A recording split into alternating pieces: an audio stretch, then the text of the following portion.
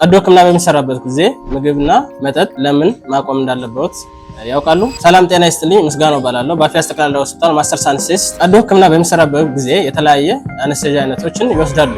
አጣዳፊና ህይወት አድን ኦፕሬሽን ወይም ቀዶ ሕክምና ካልሆነ በስተቀር ለተወሰኑ ሰዓታት ምግብ ወይም መጠጥ ማቆም ይኖርበታል። ምክንያቱም በተለይ ሙሉ አነስቴዥያ በሚወስዱበት ጊዜ የሚበሉት ምግብ ወይም መጠጥ ወደ ሳምባ በመሄድ መተንፈስ ችግር ወይም ኦክሲጅን መጠን ማዛባት ወይም የሳምባ ምች፣ የሳምባ በሽታ እንዲሁም የከፋ ጉዳት ሊያደርስ ስለሚችል ምግብ ለተወሰኑ ሰዓታት ሐኪሙ በሚነግረው ትዕዛዝ መሰረት ማቆም ይኖርበታል። ይሄም እንደ ቀዶ ሕክምናው አይነት ወይም ከቀዶ ሐኪሙ ጋር በመነጋገር ከሚደረግ ምክር በስተቀር ምግብ መብላት ወይም መጠጣት ማቆም ይኖርበታል። ለምሳሌ ከበድ ያሉ ምግቦች፣ ቅባት ነክ ምግቦች፣ እንጀራ፣ ስጋ የመሳሰሉ ነገሮች ከ8 ሰዓት በፊት ማቆም ይኖርበታል። እንዲሁም ቀለል ያሉ ምግቦች፣ ወተትና የወተት ተዋጽኦዎች፣ የእናት ወተት ፎርሙላ የሌለው ማለት ነው። የእናት ወተት ለልጆች ስፔሻሊ ከ4 ሰዓት በፊት ማቆም ይኖርበታል። ሲጋራ ማጨስ ወይም ሌሎች ንጥረ ነገሮችን ከሐኪሙ ጋር በመነጋገር ቀደም ብለው ማቆም ይኖርበታል። ስላዳመጡን እናመሰግናለን። አፍያስ ጠቅላላ ሆስፒታል ፈዋሽ አእምሮዎች ተንከባካቢ ልጆች